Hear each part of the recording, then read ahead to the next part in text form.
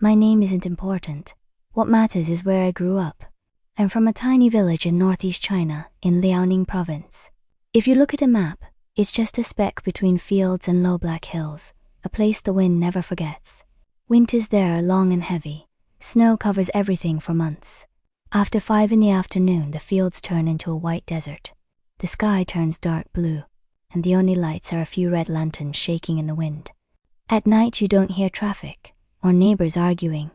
You hear the wind scraping over the roofs, the occasional dog barking far away, and sometimes something else, if you believe the old stories. I was a little girl then, with 2 tight braids and a too big blue padded jacket, running between chicken coops and frozen water buckets, thinking our village was the whole world. My grandmother was the only person in that small world who wasn't afraid of the dark. The adults called her Shaman, something like a village shaman. When someone was sick for too long, when a child kept dreaming of the same dead relative, when strange footsteps circled the house at night, they went to my grandmother. She had a small drum with faded red paint, a bronze bell that rang in a way I can still hear, and a face full of deep lines from smoke, cold, and worry. To me, she was just grandma, but to everyone else, she was the person who talked to ghosts and sent them where they were supposed to go. One night, I was sitting on the warm brick bed beside her, while she packed away her drum. Outside, the wind was howling. Inside, the oil lamp made the room glow yellow and small. I asked her, "Grandma, are the stories real? The ones about the dead getting up?" She lit a cigarette, watched the smoke curl toward the blackened ceiling, and finally said, "People die, their bodies stay, their last breath leaves, but if that breath gets stolen on the way out, the body might not stay put." I didn't understand, so she looked straight at me and said, "Listen, if a cat ever jumps over a dead body, you never stay in that room. You leave. You don't look. You don't talk. You pretend you didn't see anything." I laughed because it sounded ridiculous. A cat? Our fat, lazy barn cats. They were always sleeping on top of warm things. My grandmother didn't laugh. She leaned a little closer. I could see the flame of the lamp reflected in her eyes. "A cat can steal what's left of a person's breath," she whispered. "And if it wants to, it can use that breath to stand up inside the body for a while. What stands up will look like someone you know. It will even sound like them, but it won't be them, and it will be hungry." She tapped my forehead with her finger. "Remember this. Cats and corpses don't belong in the same room. If you ever see that happen, you run before the body remembers how to walk."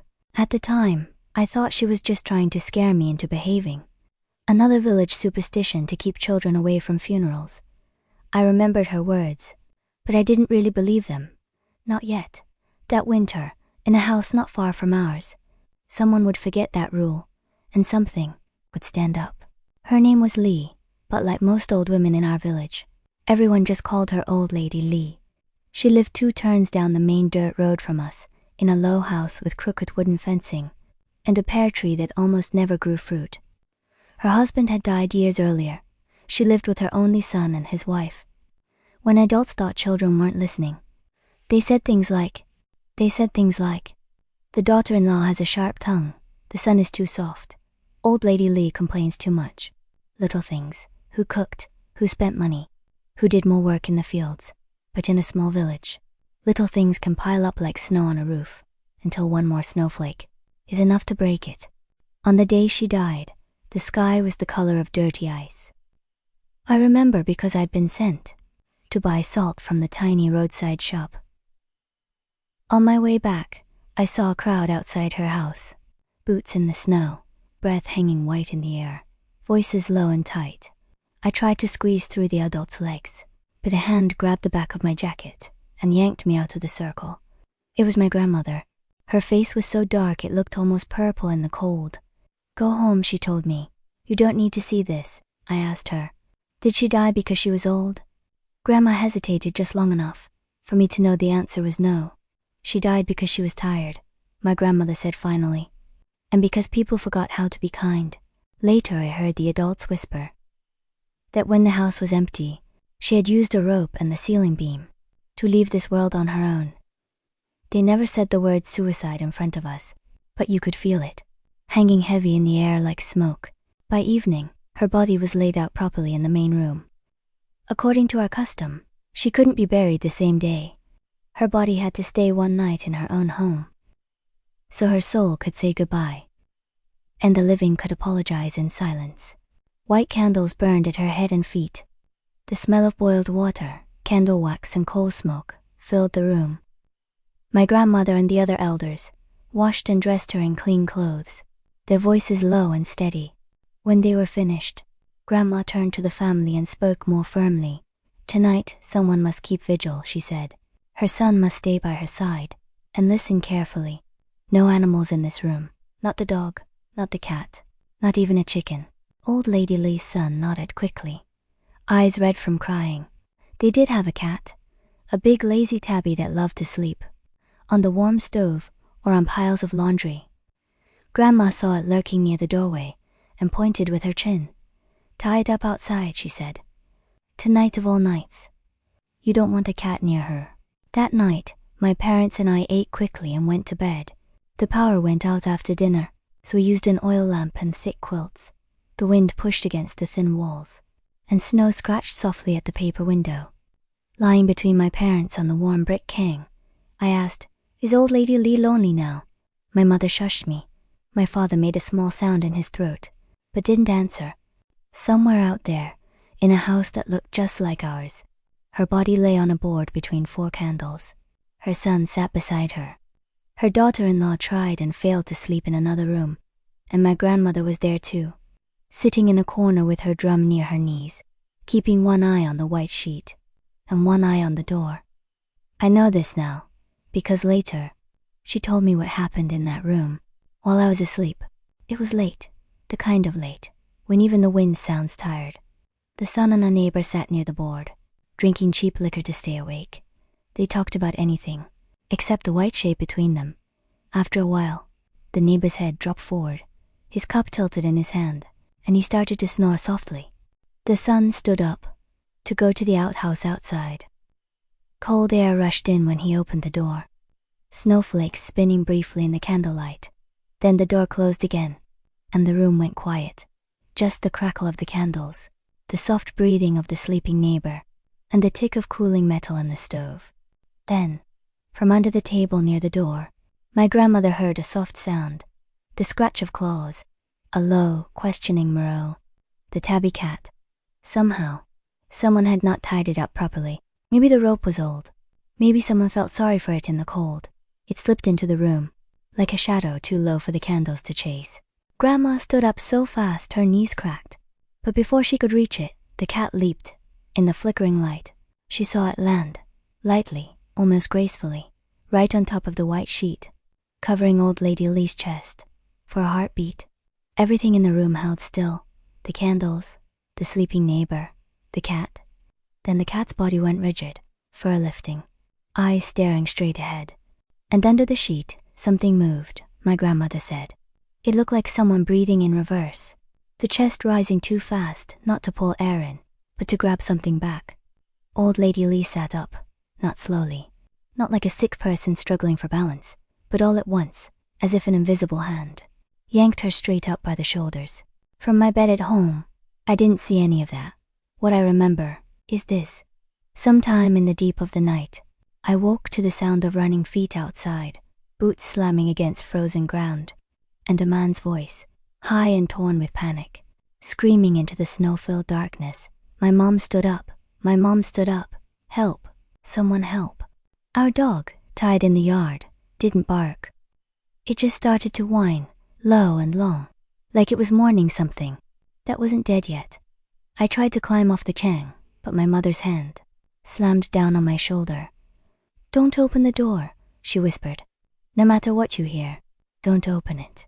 So I lay there, eyes wide in the dark, listening to our neighbors wake up one by one, doors opening, voices mixing with the wind, and somewhere, very far and very faint, I thought I heard the sound of my grandmother's drum. In the morning, the whole village knew that something had gone wrong. When I went outside to fetch water, I saw another crowd, in front of Old Lady Lee's house. It looked almost the same as the day before, The crooked fence, the bare pear tree, boots in the snow, breath hanging white in the cold air. But the way people stood was different. No one was just curious anymore. They stood tighter, closer to each other, like they were trying to hide inside the group. My grandmother came home late that morning. She took off her coat, sat down by the stove, and let my father pour her hot tea. There was ash on her sleeves and dried wax on her fingers. She looked older than she had the night before. I pretended to sweep the floor so I could stay in the room. My father kept his voice low. "What happened?" he asked. Grandma stared at the steam rising from her cup for a long time before she answered. "The neighbor is dead," she said. He was lying on the floor by the board, eyes open like someone who woke up and saw something he couldn't understand. My father swallowed hard. "And Auntie Lee?" My grandmother's jaw tightened. "She wasn't there," she said. "The sheet was empty." She paused, then added, "The cat was still on the board, standing, as stiff as a piece of wood." I remember my mother making a small sound, half shock and half anger. "Don't scare the child," she whispered, glancing at me. Grandma finally looked up at me, eyes tired, and said, "It was a bad night. That's all you need to know." The grown-ups tried to explain it away. The official word was that old lady Lee's son panicked, that the neighbor had a weak heart, that grief and too much alcohol could make people see things. But the village started to change. The first thing we noticed was the rats. For as long as I could remember, there had been rats in the grain storage, bold enough to stare back when you shouted. Then one evening, someone opened the storeroom door and saw them fleeing, dozens of them, pouring along the walls and under the shelves, all going the same way, out. "Rats know when something is wrong," the old men muttered. "They feel it before we do." After the rats left, the animals started to go too. A chicken pen door, found hanging open in the morning, straw inside empty. A pig that had been tied all winter, suddenly gone. Rope lying slack in the snow. People blamed thieves or hungry wild dogs, but no one could explain why the dogs in the village were so quiet at night. Then the children started disappearing. It began with a baby, not yet a year old. The parents swore. They had locked the door from the inside, pushed a trunk up against it, slept with the baby. In the middle of the bed, between them, in the morning, the door was standing half open. The trunk hadn't moved. The lock wasn't broken. The bed was empty, where the baby should have been. On the dusty floor, near the bed and the door, there were faint small footprints, too small for an adult, too odd for bare baby feet. Some people said they looked like the prints of old-fashioned bound feet. No one said that very loudly. After the second missing child, no one slept properly. Men began taking turns, walking the streets at night, with flashlights and sticks, checking doors, listening for anything strange. One night, it was my father's turn. I remember him, pulling on his padded coat by the door, slipping the flashlight into his pocket, picking up the heavy wooden stick he used in the fields. My mother tucked me onto the kang, but I refused to lie down. My grandmother sat beside me, her drum resting near her knees. "You two stay inside," my father said. "If you hear shouting, don't open the door, unless it's my voice." The wind followed him in. When he left, then the door shut, and the house felt very small. After he was gone, the house grew quiet. The only sounds were the wind pressing at the paper window, the faint rattle of the stove, and the beating of my own heart. Grandma poured hot water into 2 chipped cups, handed one to me and said, "This isn't the first time I've seen something like this." I turned toward her. Quilt pulled up under my chin. "You've seen it before?" I whispered. She nodded slowly. "When I was younger than your mother," she said, "in another village, there was an old woman who wouldn't die." The oil lamp flickered, lighting the lines on her face. Her body lay for days, without rotting, with the cat sleeping at the foot of the bed. Then children began to vanish. Doors were found half open. People swore they saw a small shadow with a woman's outline and the wrong kind of face, slipping past their windows at night. In the end, she said, they chased it to the old graves outside the village, where all the forgotten dead sleep. I imagined men with flashlights and hunting guns, in the snow among crooked graves, breath white in the dark.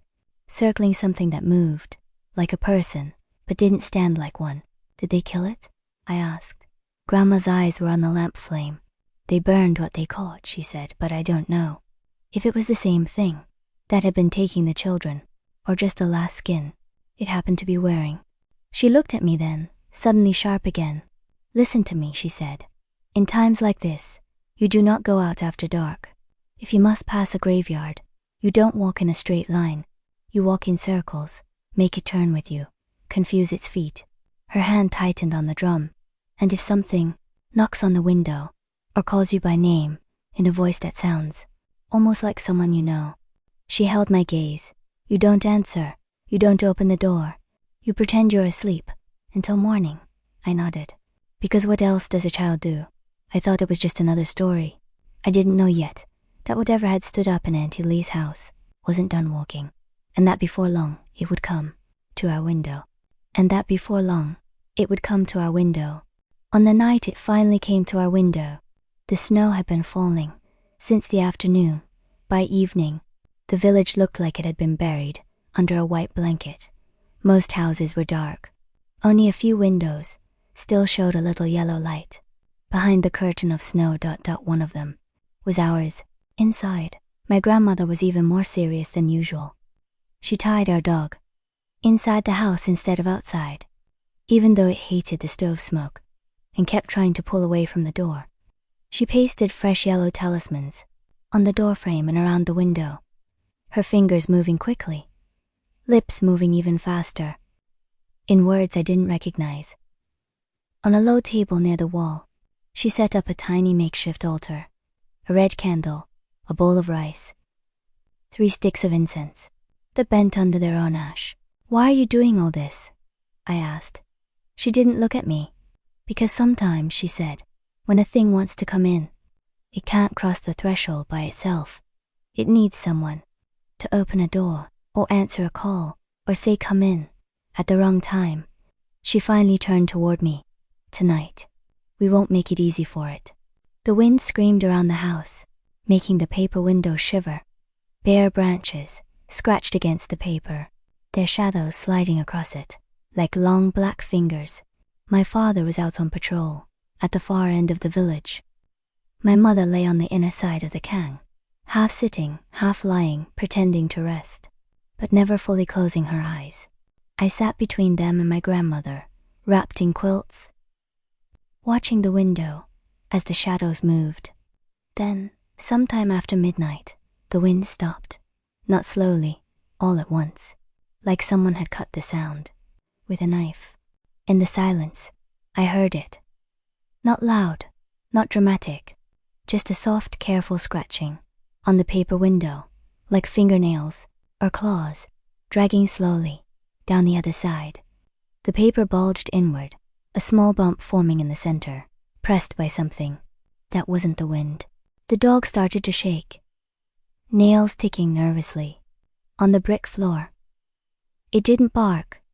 It just pressed its body as low to the ground as it could, head turned away from the window, whining in its throat, like a child. Don't look, my grandmother said quietly. Stay on the bed. Close your eyes. Of course, I did not close my eyes. I was 8. I watched the paper swell and relax as something outside shifted its weight.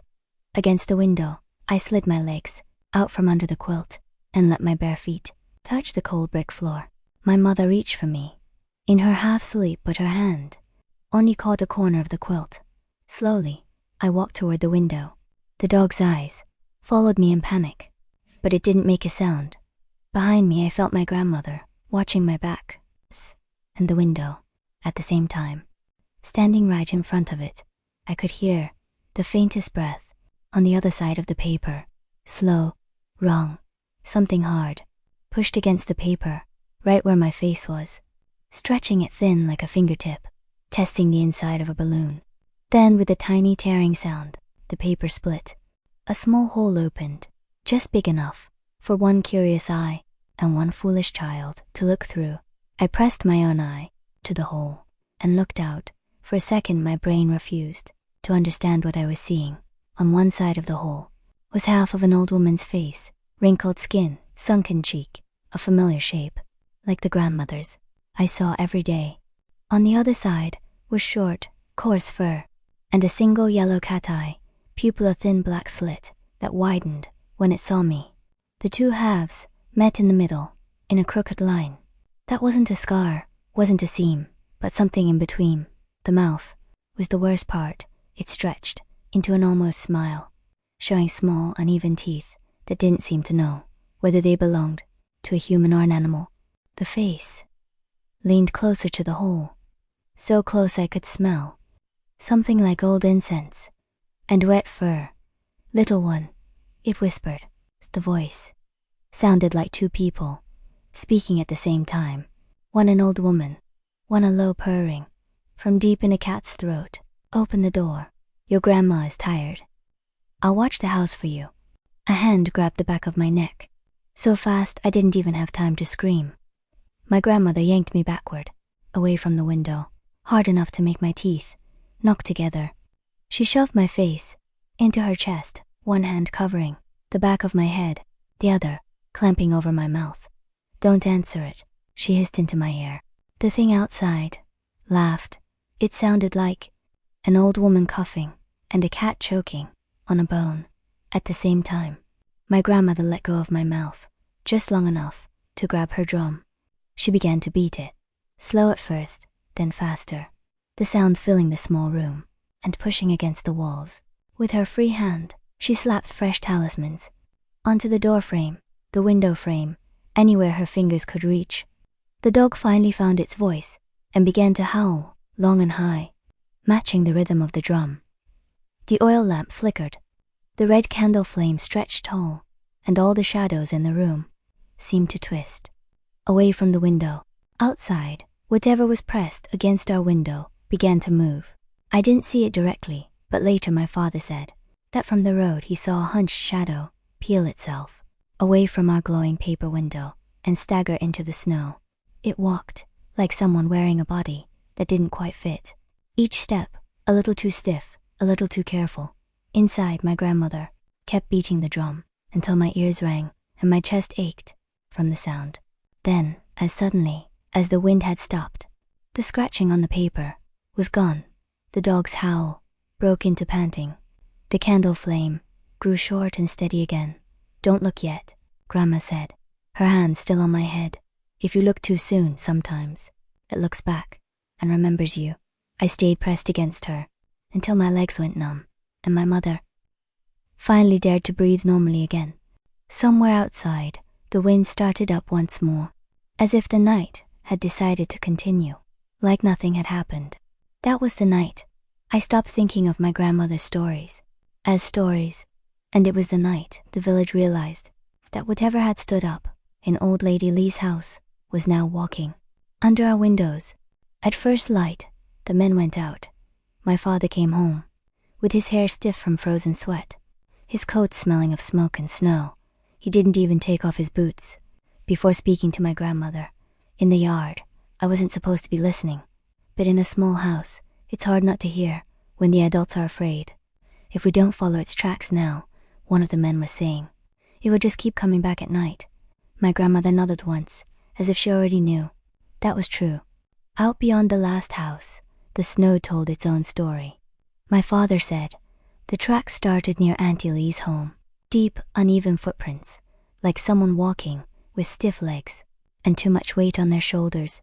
Next to them, long drag marks scratched the snow, as if something was being pulled along, or didn't quite remember how to lift its feet.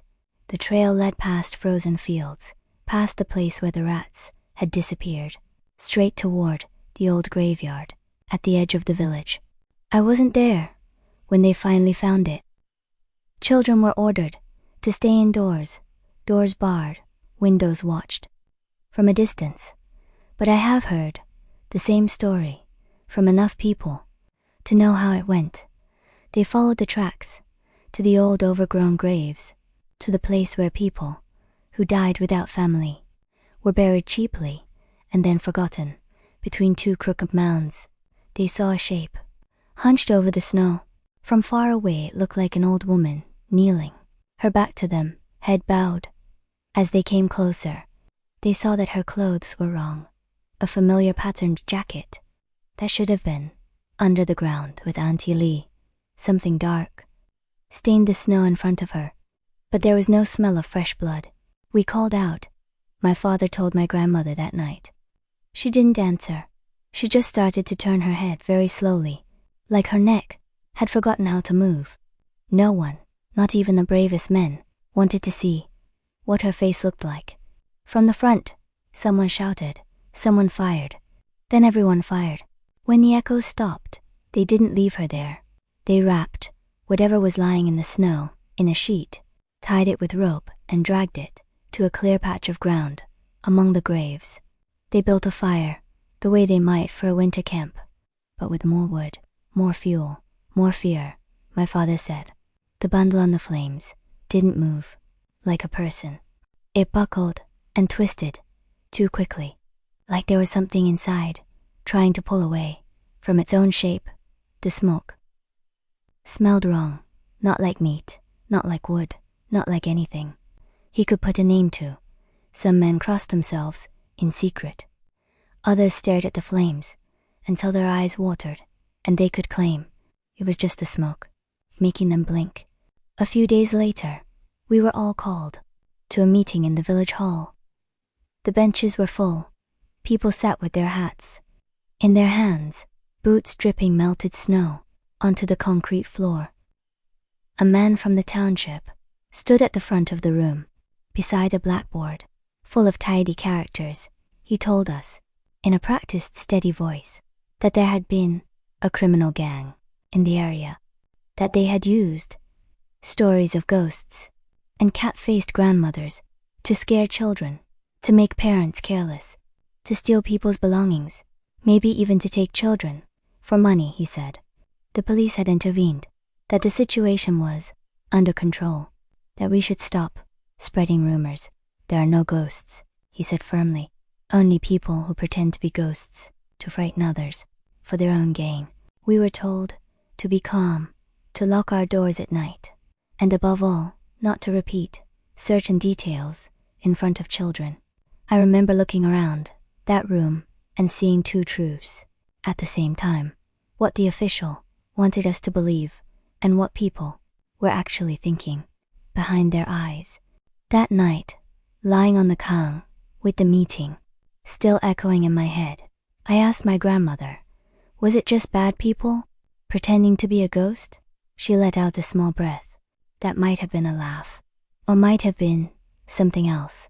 Sometimes, she said, people put on masks to scare other people. That's true. She turned the cup in her hands, watching the light from the oil lamp slide over the cracked porcelain. But sometimes, she added quietly, something puts on a person, like a mask. I pulled the quilt a little higher around my shoulders. Did they kill it? I asked. Out there, at the graves. She looked at me for a long time before answering. They burned the body. It was using, she said. If they were lucky, they burned it while it was still inside, before it could crawl out and find another shell. She reached out and tapped my forehead gently with one finger. But things like that don't live in the body, she said. They live in fear, in stories, in the cracks between what people believe and what they don't. You can burn a body, she finished, but you can't burn a story. Years passed. I left the village, moved to the city, learned to pretend that the darkest things in my life were just old superstitions from a backward place. Then one night, alone in a tiny rented apartment, I fell down an internet rabbit hole. I typed a few words into a search bar: cat-faced old lady, 东北猫脸老太太. And suddenly, there were dozens of posts, forum threads, shaky videos with pixelated thumbnails, different cities, different years, different details. Harbin, small towns with names I'd never heard as a child. But the bones of the story were always the same. An old woman who died badly, a cat that crossed her body, children disappearing at night, footprints in the snow, something that looked almost human, peering through a window and asking to be let in. Sometimes when I'm editing these videos, late at night, my apartment window turns into a dark mirror. I see my own face, pale in the laptop light, and behind it a faint reflection of the village where I grew up. Snow, brick houses, paper windows, my grandmother's drum. Every now and then, a cat from the building jumps up onto the outside ledge and sits there, watching me through the glass. Its eyes catch the light from my screen and shine, just like the eyes I remember from the hole in that old paper window. I always look away first. Old habits, old rules, where I grew up. We had one rule about the dead. If a cat ever jumps over a corpse, you run. I didn't run when I should have. So now, I tell the story instead. You can decide for yourself whether I'm just repeating a rumor or passing on something that never really burned in that graveyard fire.